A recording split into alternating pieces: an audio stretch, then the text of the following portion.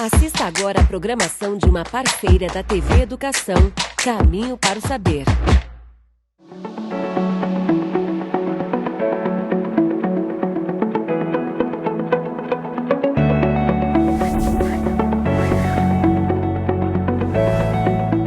Olá pessoal, sejam bem-vindos! Está começando agora mais uma edição do Educação em Rede. E se essa é a sua primeira vez aqui, fica ligado que a Educação em Rede é um programa da Universidade Estadual do Maranhão, UEMA, em parceria com o Governo do Estado, por meio da Secretaria de Educação. E aqui, pessoal, a gente está sempre discutindo sobre educação, cultura, sociedade, das mais diferentes formas. E olha só, por isso que hoje a gente vai falar sobre um tema presente na nossa vida desde criancinha, a sustentabilidade, né? Ano novo começando, é legal a gente rever alguns hábitos, se reciclar, não é verdade?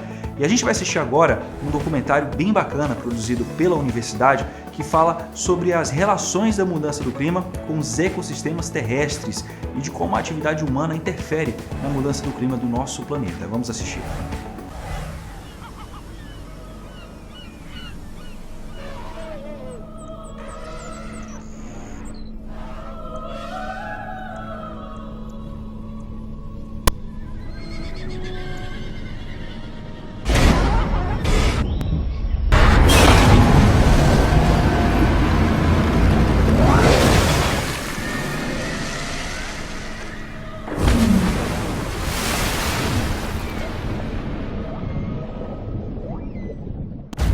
Carbon is present since the formation of the Earth. In the form of diamond, it is coveted by many, but in other ways, it is perhaps even more valuable because the carbon is the basis for life on Earth. And with water, it is the basic element of our bodies. Since the Industrial Revolution and the climate change, the carbon cycle is at the center of international negotiations. Photosynthesis, breathing, decomposition in the form of food and fiber. The atmosphere continuously exchanges carbon with the biosphere. The terrestrial ecosystems, natural or used by man, are both responsible for greenhouse gas emissions, but they are also the only major sinks in which man can count. The future of our society depends on our ability to manage the ecosystems.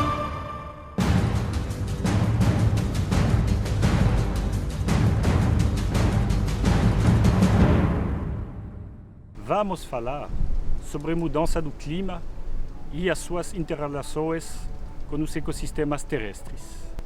Vamos ver quais são as bases físicas e científicas da mudança do clima. Como funciona? Como os homens interferem pelas suas atividades? Sabemos que a mudança do clima está ligada com os gases do efeito estufa. Quais são esses gases? Como esses gases se ligam com os grandes ciclos biogeoquímicos do carbono e do nitrogênio? Também, como a sociedade, o homem, reagiu frente a este problema. A mudança climática pode ser um problema global, porém as soluções têm que ser implementadas em nível local. Esta evidência demorou para ser incorporada nas políticas globais e até nacionais. Na parte dos ciclos biogeoquímicos, precisamos tratar de 3 gases do efeito estufa: o CO2, o dióxido de carbono, o N2O, o óxido nitroso, e o metano, CH4. Para cada um desses 3 gases, temos fontes naturais e fontes devidas às atividades do homem. Chamamos essas fontes de fontes antropogênicas. Vamos ver primeiramente o CO2. Quais são as principais fontes de CO2? O CO2 na atmosfera está equilibrado com os ecossistemas terrestres. Os fluxos principais são a fotossíntese, que é a captura de CO2 pelas plantas e transformação em matéria orgânica. A parte da liberação desta matéria orgânica, que retorna na forma de CO2 na atmosfera, se chama de respiração. Temos 2 tipos de respiração. A respiração autotrófica, ou seja, a respiração das próprias plantas. E temos a respiração heterotrófica, ou chamada também de mineralização, que é quando a matéria orgânica está se decompondo no solo principalmente. Os fluxos devido ao aumento de CO2 são principalmente devido à queima de material orgânico que era protegido pelos ciclos geológicos ao longo de milenares até milênios de anos. Isso se chama de queima de combustível fóssil. Temos também queima de material estocado de forma mais recente, queima de madeira, por exemplo, queima de florestas. Isso são as principais fontes de CO2. Na parte do óxido nitroso, as fontes de óxido nitroso são devidas, todas elas, a processos biológicos chamados de nitrificação e desnitrificação. Os micro-organismos responsáveis pelas essas ações vão transformando as fontes de N até N2. Porém, essa transformação é incompleta e tem, poderia-se dizer, um vazamento na forma de N2O, que é um potente gases do efeito estufa. Isso ocorre de jeito natural em todos os ecossistemas. Porém, quando aumenta a fonte de N nos ecossistemas, aumenta a liberação de N2O. A melhor forma de aumentar o N é pela fertilização nitrogenada. Então, quando você traz N na forma de adubo ou na forma de resíduos orgânicos, quaisquer sejam, ou numa forma mais química, você vai emitindo N2O. Outra fonte importante de emissão de N2O é o esterco. O esterco do gado, por exemplo, rico em nitrogênio, a urina rica em nitrogênio vai, na sua transformação, emitindo N2O. O N2O é um gás do efeito estufa poderoso porque tem pouco jeito de destruir esse gás. Então ele tem uma longa duração na atmosfera. Se chama uma longa prazo de vida. Já o metano, a emissão de metano acontece quando num ambiente tem pouco oxigênio. Então, quando tem pouco oxigênio, o carbono que está dentro da matéria orgânica, ele vai ser emitido na forma de CH4 e não mais de CO2. Isso acontece nos sistemas naturais, que nem mangues, pântanos, por exemplo, que são exemplos bem famosos, onde tem uma lâmina de água que vai cobrindo temporariamente ou de jeito contínuo a matéria orgânica do solo, então vai liberando este carbono na forma de CH4. O homem produz também sistemas artificiais deste tipo, são os arrozais irrigados, onde a planta vai crescer numa lâmina de água. E o fato de ter essa lâmina de água vai emitindo metano. Uma outra fonte principal de metano se chama fermentação entérica, devida principalmente ao gado, seja vacas leiteiras ou gado de corte. Uma vaca vai emitir no seu longo da vida uma quantia de metano importante. Temos outras fontes naturais que pode ser, vamos dizer, modificada pela ação do homem. Por exemplo, os cupins, ou, para falar mais cientificamente, as termitas. As termitas, naturalmente, vão emitindo metano, porém, de acordo com o regime trófico dessas termitas, a quantia de metano vai ser diferente. O homem, quando vai desmatar uma floresta, por exemplo, vai mudar o tipo de cupins que se tem no ecossistema. Então, o homem, pela sua ação, pode indiretamente também perturbar uma emissão natural.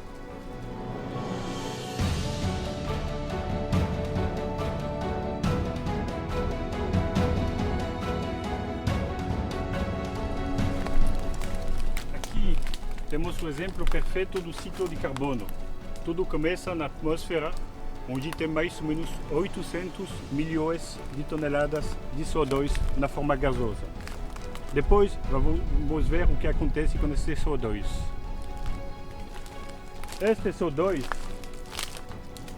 fica capturado pelas folhas, em forma de um mecanismo que se chama fotossíntese.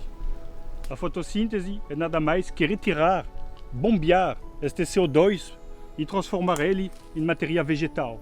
Depois de matéria vegetal, vira madeira. Madeira aqui está cheio de carbono. Essa matéria seca representa mais da metade do carbono.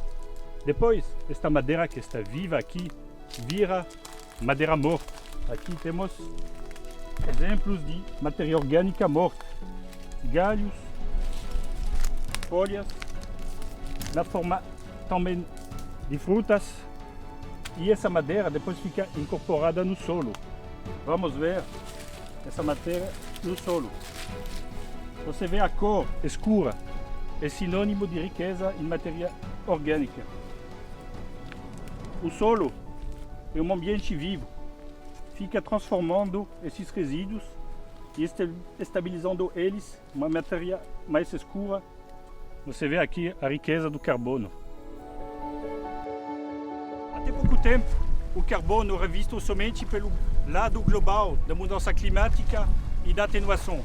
Atualmente, se reconhece que o carbono é também fertilidade, luta contra a erosão, melhoramento da matéria orgânica do solo.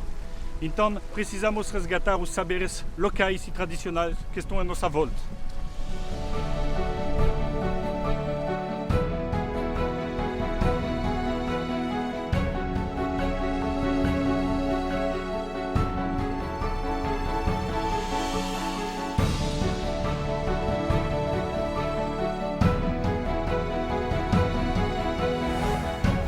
Aí, muito interessante essa perspectiva sobre a mudança climática, né? Um assunto que a gente precisa estar em constante debate. Daqui a pouco a gente vai falar mais sobre esse assunto, a gente vai dar uma paradinha agora, mas a gente volta já, não sai daí.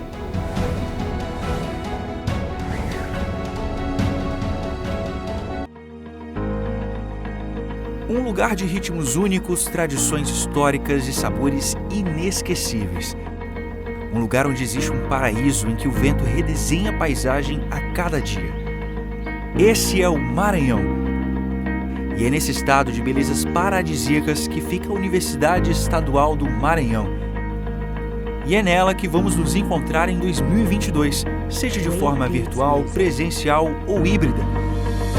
A UEMA e o Grupo Internacional de Pesquisa e Educação Digital GPEDU Unicino CNPq da Universidade do Vale do Rio dos Sinos vão realizar o terceiro Real Life para pensar e discutir os desafios para a educação online.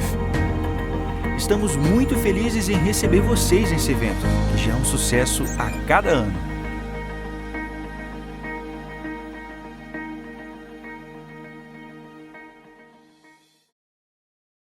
Olá pessoal, vocês estão gostando do Educação em Rede dessa semana? Você quer rever outros programas que já foram exibidos? Eles estão todos disponíveis na plataforma Gonçalves Dias ou no canal da UEMA no YouTube.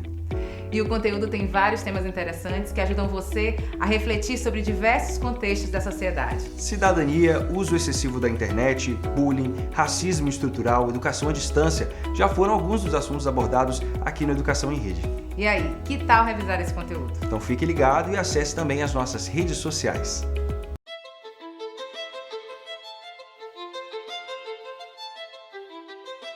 Tudo começa pelo primeiro degrau. Os ambientes estão em constante transformação e poder acompanhar as mudanças faz parte do processo de evolução. Hoje, a sala de aula mudou e virou a nossa casa. Professores precisam se adaptar à nova realidade, mas não precisam passar por isso sozinhos. Quem quer chegar ao topo não pode apenas ficar esperando. É preciso subir degrau por degrau. Escada. A plataforma de cursos abertos da UEMA é um caminho rumo ao topo, mas principalmente rumo à transformação, aprimoramento profissional, crescimento pessoal. A plataforma aproxima as pessoas dos seus objetivos. Cursos livres online que desenvolvem a competência em diferentes áreas. Mais de 400 mil usuários em todo o território nacional e em outros 59 países. Escada. Experiência e eficiência compartilhando conhecimento e qualificação. Uma plataforma interativa e de fácil acesso, inovadora no uso das tecnologias e atualizada constantemente. A pandemia alterou a vida de milhões de pessoas. Professores e alunos dormiram em um mundo e acordaram em outro completamente diferente, com novas demandas e exigindo novas habilidades. Ficar parado no meio da escada não é uma opção. Buscar o aperfeiçoamento profissional é o caminho. Um caminho que não precisa ser trabalhado sozinho. CAPES e UEMA unidas em prol da educação. Uma parceria que vai ampliar as oportunidades de formação docente. É a expertise da UEMA em desenvolver alternativas inovadoras por meio da plataforma Escada, aliada ao compromisso da CAPES com a formação continuada de professores. 2 instituições por uma educação melhor e mais qualificada no Brasil.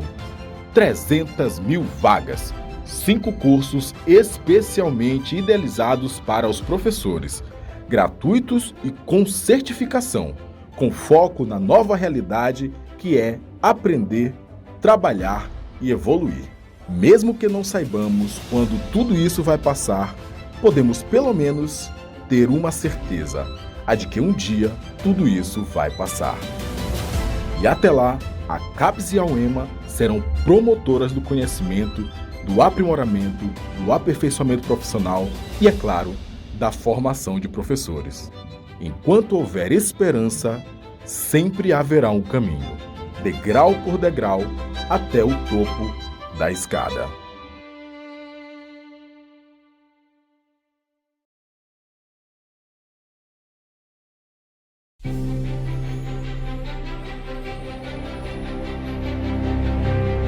Apesar de todas as dificuldades e limitações, o sonho persiste. E a vitória está sempre no final do caminho. O melhor de uma educação inovadora é o que ela consegue fazer com a vida das pessoas. Dando mais esperança e motivos para continuar. Levando o conhecimento aos lugares mais distantes. E formando cidadãos capazes de construir uma história de vitórias com muita coragem e dedicação. O EMANET. Diminuindo distâncias e construindo história.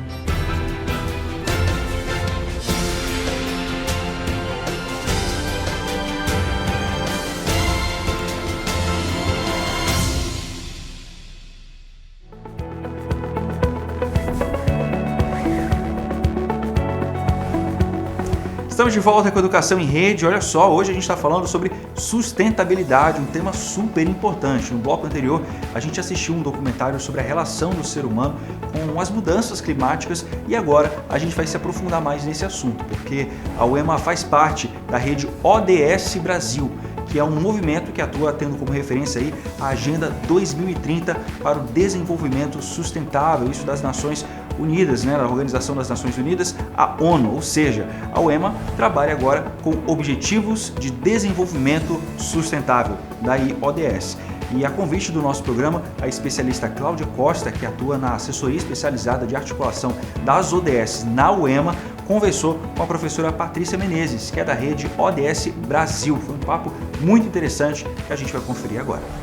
Patrícia Miranda Menezes, ela é psicóloga com especializações na administração pública e gestão urbana, história, cidadania e História, Sociedade e Cidadania, Desenvolvimento Local e os Objetivos de Desenvolvimento Sustentável. Está cursando presentemente o mestrado profissional em ensino de Ciências Ambientais, é servidora da Prefeitura de Barcarena desde 2002 e entre 2013 e 2020 ela foi responsável pela institucionalização e gestão do conhecimento das agendas de desenvolvimento da ONU na Prefeitura.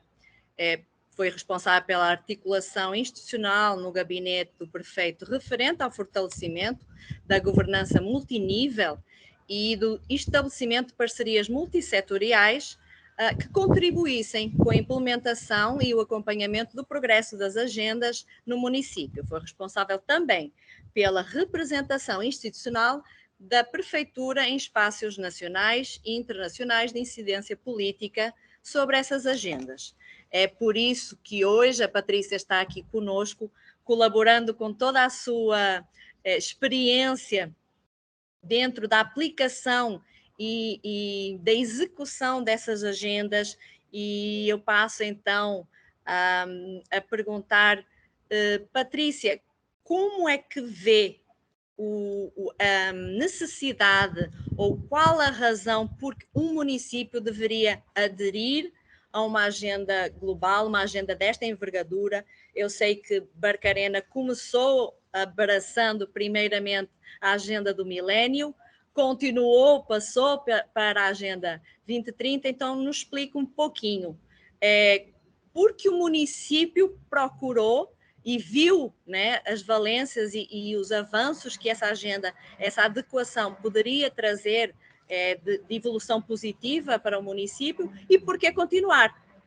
Olá a todos, a todas e a todos que nos assistem. Primeiramente, quero agradecer ao EMA pelo convite, pela honra de estar aqui com vocês nessa iniciativa tão legal de disseminação da Agenda 2030.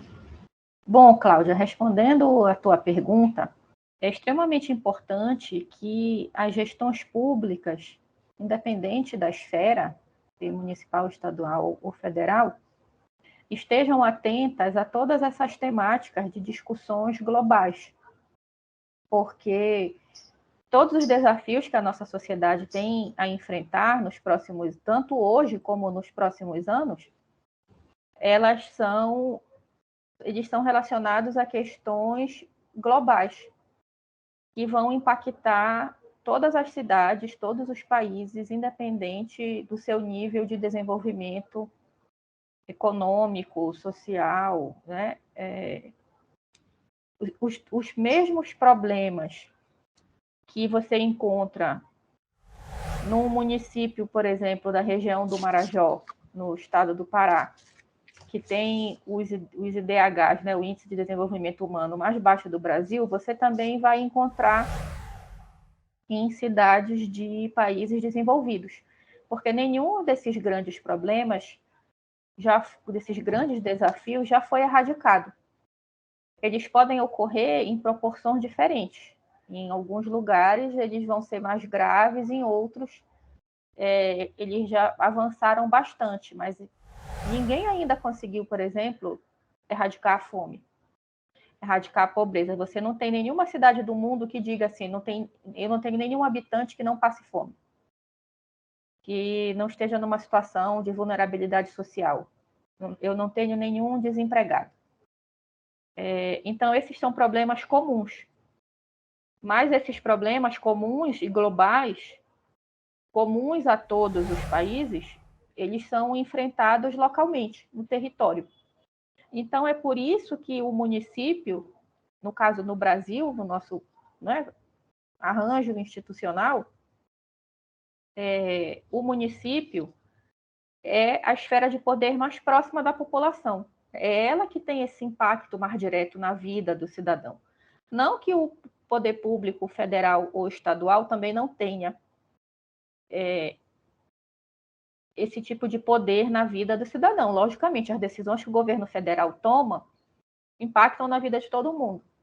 Mas é o poder público municipal que está mais perto do cidadão.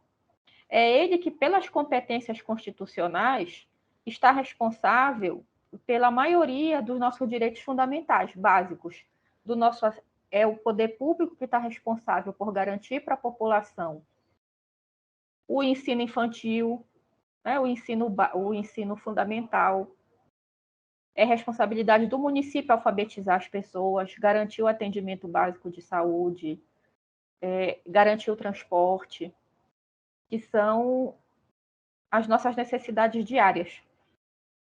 Então, é extremamente importante que o poder público tenha esse olhar para o global, tanto para que ele compreenda melhor esses fenômenos e essas dificuldades, como também para ele identificar o que está acontecendo em outros lugares, para que ele possa identificar boas práticas do que deu certo em outros lugares. Logicamente que ninguém vai fazer um copia-cola, né? Porque uma solução que deu certo num lugar não necessariamente vai dar 100% certo em outra, porque cada local tem a sua própria especificidade, mas você pode se inspirar em algo que foi realizado em outro lugar para adequar aquilo para a sua realidade. E então, você ter esse olhar ampliado para além do seu território, ele é extremamente importante nesse sentido.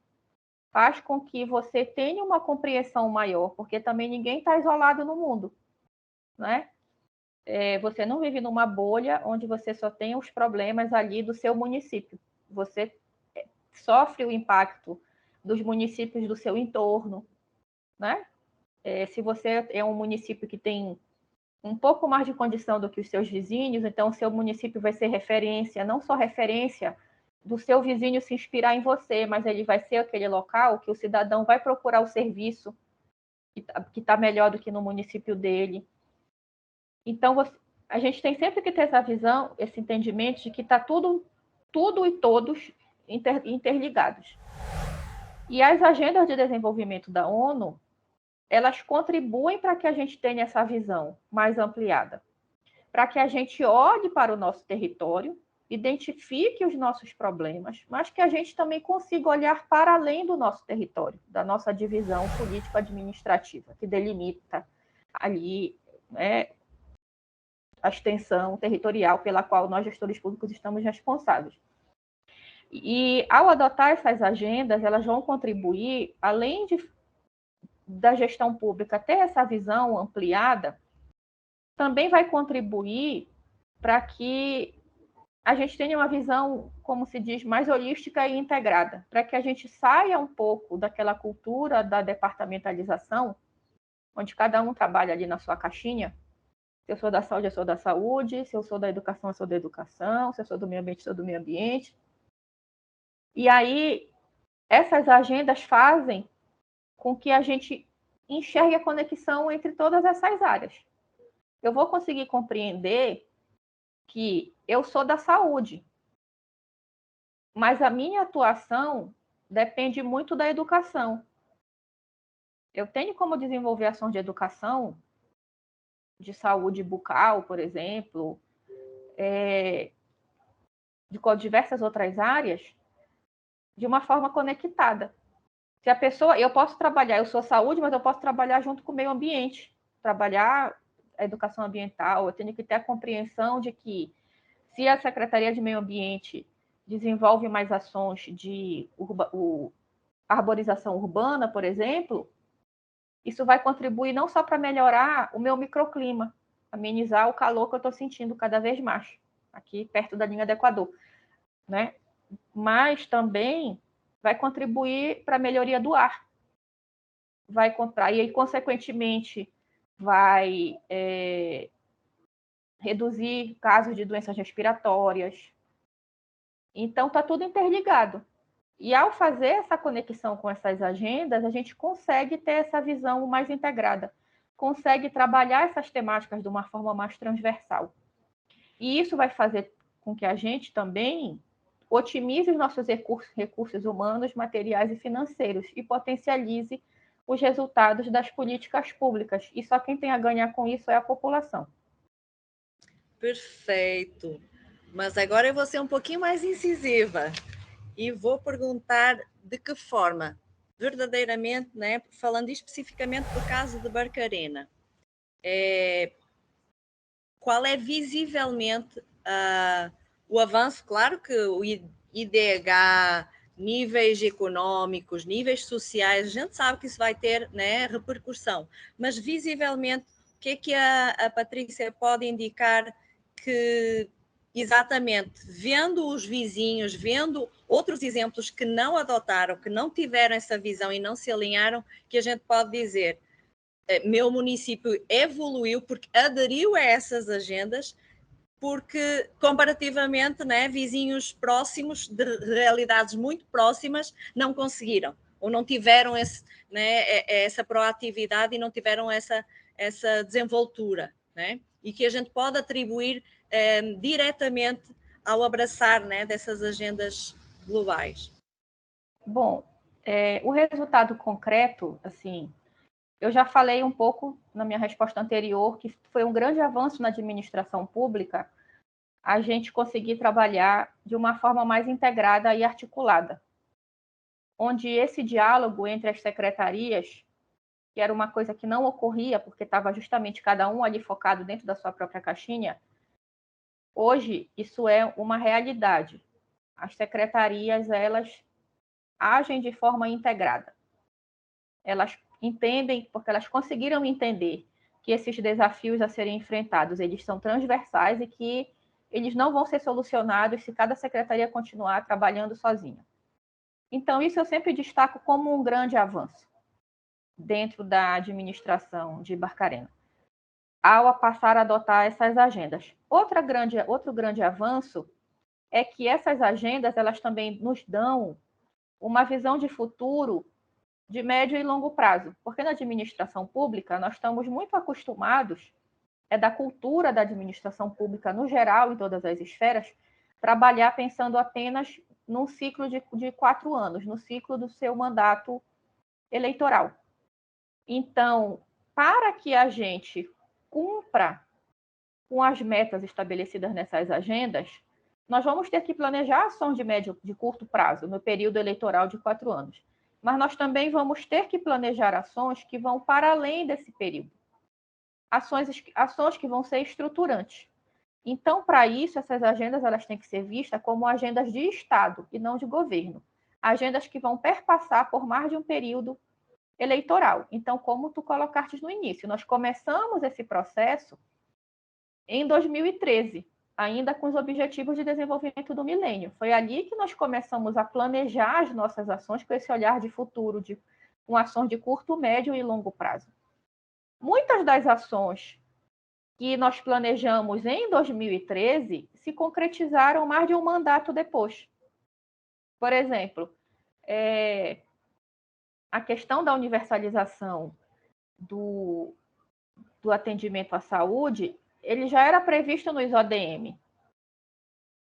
E então nós tivemos que, a partir do diagnóstico do município, qual era a nossa realidade naquele momento, que não era muito diferente dos municípios vizinhos, como tu perguntaste, nós fizemos todo um planejamento de médio prazo. Então, ao longo de anos, nós ampliamos nós começamos isso em 2013.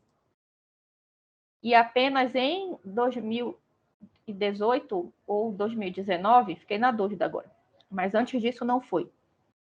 O Ministério da Saúde declarou que Barcarena atingiu 100% de cobertura de atenção básica, que é uma meta prevista no ODS 3. Isso é uma ação concreta, é uma meta concreta que eu posso destacar e que os municípios do entorno não estão nem próximo disso.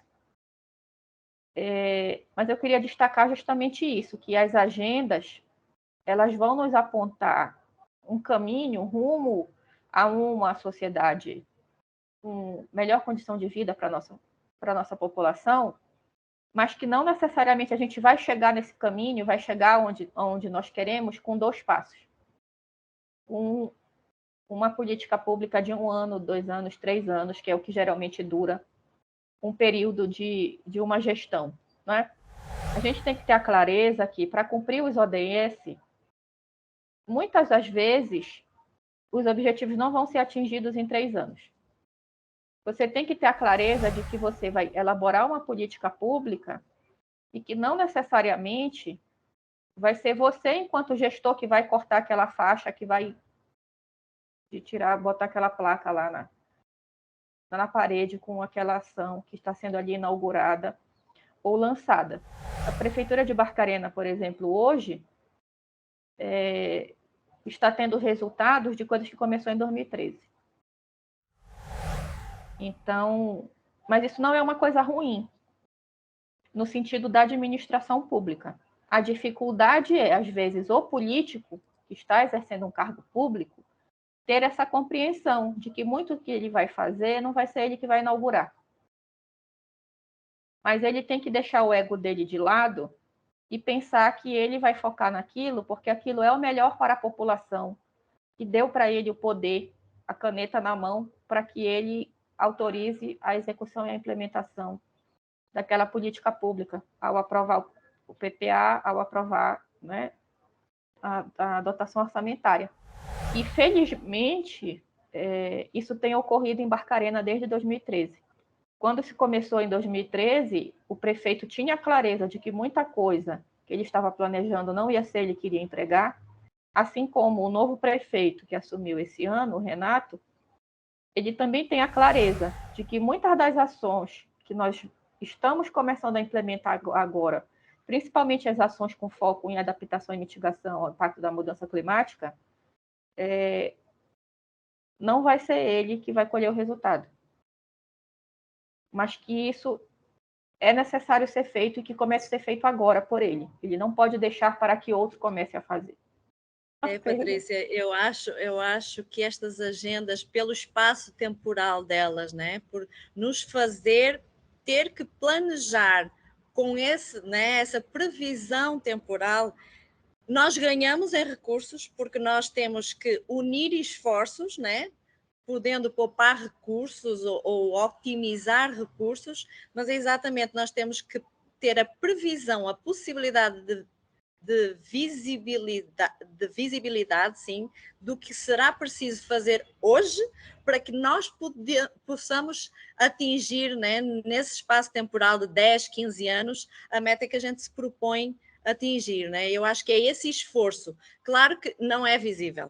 Planejamento não é visível, né? É um esforço inicial para que a gente possa ter ganhos futuros bem mais estruturados, bem mais sólidos, não é? Porque, como tu mesmo disseste, são ações que não são levadas a cabo entre 2 e 3 anos. Elas têm que ser bem planejadas e estruturadas se a gente quiser realmente fazer com que elas sejam efetivas, né? E duráveis ao longo do tempo. Eu vejo, por exemplo, a UEMA, neste momento, está estruturando, né, o seu documento mais importante a nível de planejamento, o PDI. Ele está com todos os seus programas estratégicos alinhados exatamente com a Agenda 2030 e com os ODS.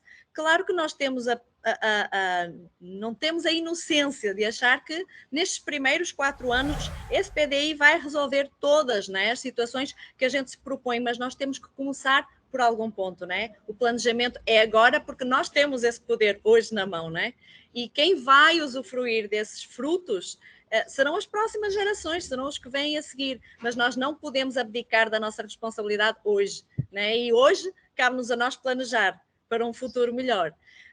Deixa-me só colocar-te, já que nós estamos falando de uma academia, né? Dentro de uma academia, eu vou deixar aqui a provocação que nós estamos fomentando o conhecimento e o acelerar da informação sobre esta agenda tão importante para que chegue ao máximo de pessoas possíveis. Apesar de estarmos dentro de uma academia, como é que tu vês que nós, enquanto pesquisadores, docentes, discentes, como é que nós podemos nos interconectar, colaborar, dar as mãos, unir esforços e poder potenciar também os nossos municípios, onde a UEMA tem suas raízes, tem sua sede, onde nós temos ainda presença física ou não, porque a UEMA tem presença, nós temos 20 campi, mas nós estamos presentes de alguma forma, com algum programa, com a UEMANet e os cursos de EAD em 55 municípios. Então, de 217, é uma fatia muito grande, onde a UEMA pode ter efetivamente uma ação, né? Efetiva e prolongada, e onde a gente pode agilizar exatamente, ou por onde a gente pode começar essa conexão com as agendas. Então, de que forma tu vês que nós poderíamos, então, ser úteis? Bom, a academia, ela tem um papel essencial em tudo isso que eu falei anteriormente. Porque a implementação, a efetiva implementação da Agenda 2030, ela precisa de políticas públicas e legislações adequadas, porque são esses dois instrumentos que transformam a sociedade, são eles que regulam, né, legislações que regulam tudo que vai acontecer na nossa sociedade. A população, ela recebe e tem os seus direitos garantidos por meio de políticas públicas. E daí vem a grande responsabilidade da administração pública na implementação, não só dessas agendas, mas porque é sempre importante destacar que tudo que os ODS elencam já está previsto na Constituição Federal de 88. A Agenda 2030 ela é uma agenda de direitos, de garantia do estado de bem-estar social, que é a essência da Constituição Federal de 88 do Estado brasileiro. Mas também nós sabemos que, apesar do poder público ter esse grande peso nas costas, essa grande responsabilidade de garantir esses direitos, também sabemos que a maioria dos municípios tem uma grande dificuldade de fixar quadros técnicos qualificados, por diversas questões de remuneração, né? Diversos fatores. Então, isso dificulta a elaboração dessas políticas públicas estruturantes que vão promover essas transformações efetivas e promover o desenvolvimento local. Então, nesse sentido, e aí não sou eu, Patrícia, que estou dizendo isso, a Agenda 2030 diz isso, que os grandes desafios globais precisam de soluções locais. Que essas soluções locais elas ocorrem por meio das políticas públicas e legislações adequadas. E que para que essas políticas públicas e legislações sejam adequadas para aquele problema ser enfrentado especificamente por aquela localidade, é extremamente necessário que essas políticas e legislações sejam elaboradas utilizando o melhor conhecimento científico.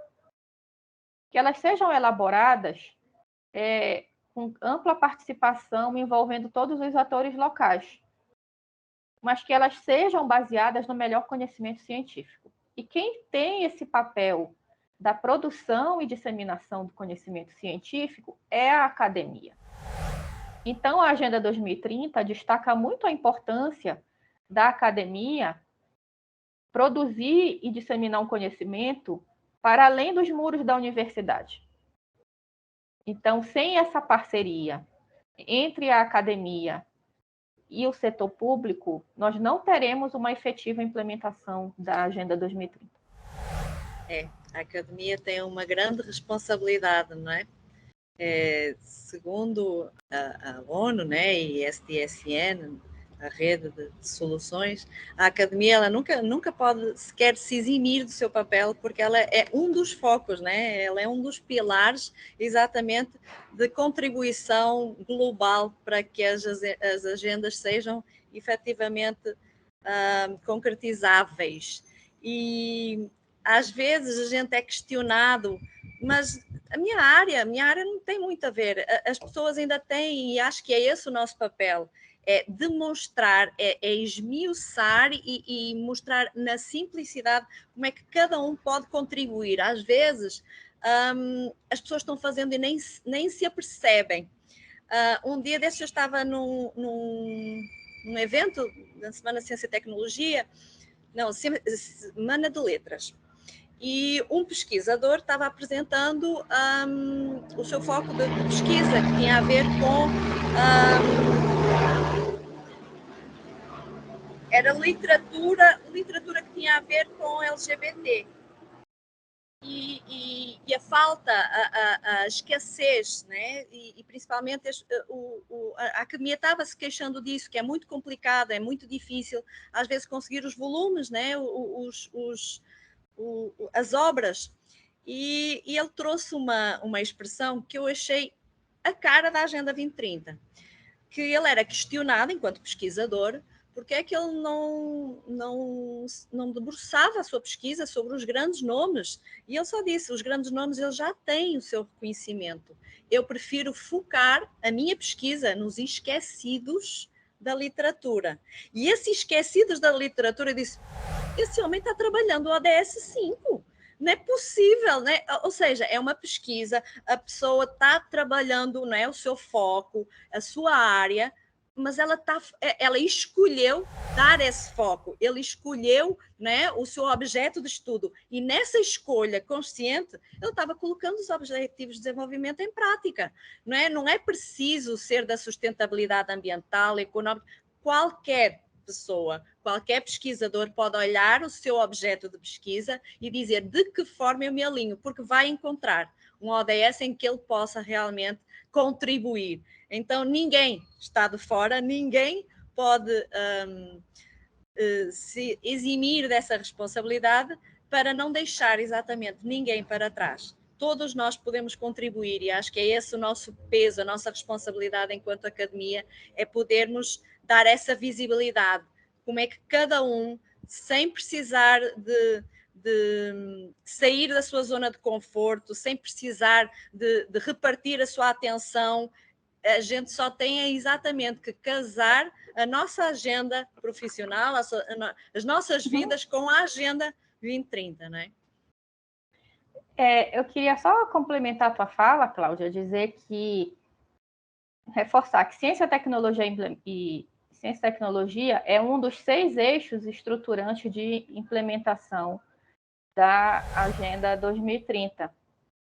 E que o Brasil, inclusive, possui uma estratégia nacional de institucionalização da Agenda 2030 no Sistema Nacional de CTI. E que esse documento, ele está disponível, inclusive, no site da Rede ODS Brasil, ele foi elaborado no âmbito da Câmara Temática de Parcerias e Meios de Implementação, quando existia a Comissão Nacional para os ODS, ele pode servir como base para todas as instituições de ensino, não só o EMA, que estejam interessadas em incorporar a Agenda 2030 na sua produção e disseminação de conhecimento para contribuir com as metas dos ODS. Fica também aqui, então, o apelo, né, Patrícia, que é cofundadora da Rede ODS, à qual a UEMA aderiu desde maio. Nós também temos na página oficial da UEMA uma aba que diz respeito inteiramente aos ODS, para quem realmente quer procurar mais conhecimento, documentos, nós disponibilizamos todos os documentos que temos acesso e, claro, que os documentos que nos são facilitados pela Rede ODS, nós também disponibilizamos lá nas nossas publicações e informação. Então, o veículo oficial da UEMA acerca dos ODS e da agenda é a aba ODS na página oficial da UEMA. Muito obrigada, Patrícia. É sempre um prazer poder contar com a sua experiência, com o seu tempo, com a sua dedicação. Sendo servidora pública de coração, eu sei que a sua dedicação e o seu esforço são sempre valorizados e nós tivemos todo o prazer de poder usufruir um pouquinho dessa sua partilha, desse seu conhecimento. Podemos esperar apenas voltar a contar com a sua participação e a sua colaboração, sempre tão prazerosa e de ampla generosidade. Em outros momentos, nós agradecemos a sua participação neste curso, nesta obra, nesta ação de formação que a UEMA quer providenciar e quer proporcionar ao nosso público. Muito obrigada pelos seus esclarecimentos, pelo seu compartilhamento. Até uma próxima. Eu que agradeço mais uma vez pelo convite.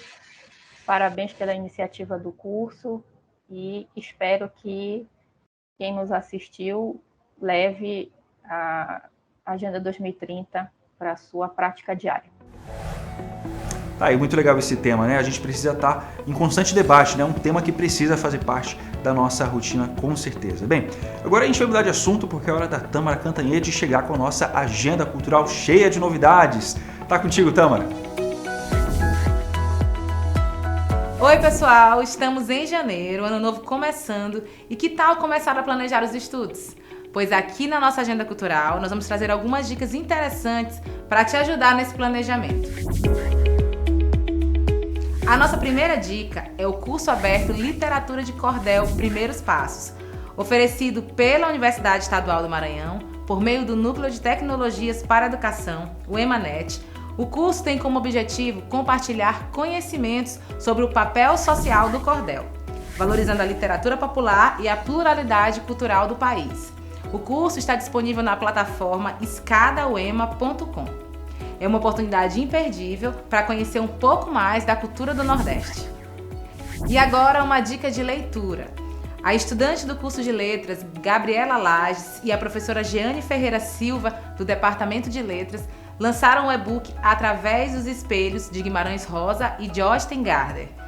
Fruto do trabalho de conclusão de curso de Gabriela, o livro é uma leitura comparada do conto O Espelho, de Guimarães Rosa, e do romance Através do Espelho, de Joyce Gardner. A análise faz uma relação com a literatura e a filosofia. O livro está disponível para download gratuito no site editoradiálogos.com. E é isso, a gente vai ficando por aqui e até o próximo programa.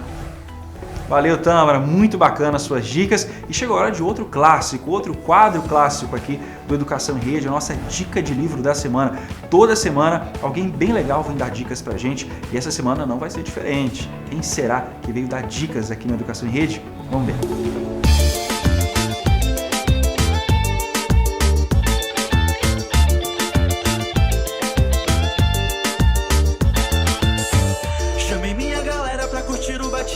Aqui não tem ninguém fazendo a linha. Segura a batida que vem do meu paredão. Sente esse calor que te alucina.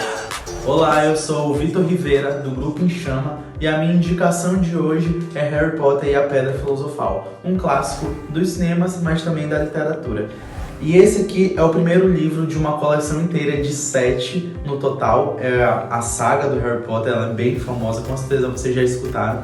Mas esse aqui, que é o primeiro, ele é bem especial, principalmente para os fãs, porque é onde o Harry conhece esse mundo novo, mundo de magia, né? Onde ele conhece os 2 melhores amigos, o Rony e Hermione, e eles começam as suas aventuras pela escola de Hogwarts e começam a se preparar para enfrentar um inimigo muito grande, né? Que é o Voldemort, que é conhecido como o pior bruxo de todos os tempos. Essa edição aqui é uma edição ilustrada, onde eu indico muito para quem está começando a ler, para quem está começando nesse mundo novo de leitura, né? As coisas ficam bem mais dinâmicas e divertidas quando a gente acaba vendo também, né? Isso mexe mais ainda com a nossa imaginação, então eu acho muito legal. E essa edição aqui ilustrada já pode ser encontrada em qualquer livraria, já pode ser encontrada em qualquer site de venda de livros, então é bem fácil de encontrar. Essa é a minha indicação de hoje. E valeu, espero que gostem.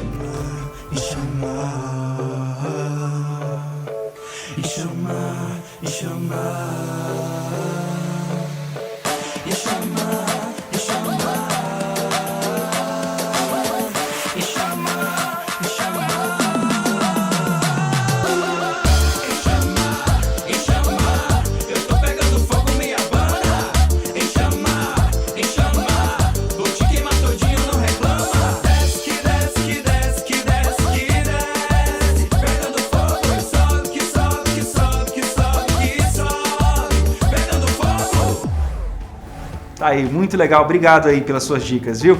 Olha só, a Educação em Rede tá ficando por aqui.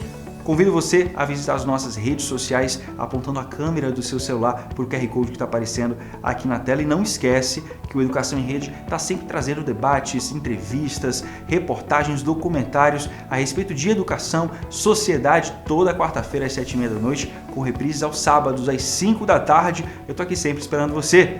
Até a próxima, pessoal!